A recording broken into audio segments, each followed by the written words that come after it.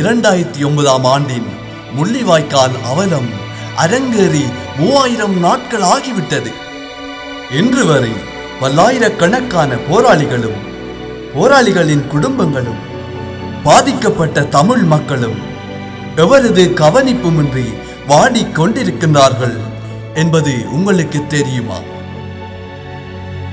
நாங்கள் வெளிநாடுகளில் சுமார் 10 லட்சம் தமிழ் மக்கள் வாழ்ந்து கொண்டிருக்கின்றோம்.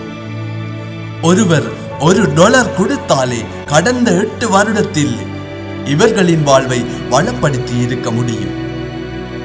ஆனால் நாம் இன்று வரை என்ன செய்கின்றோம்?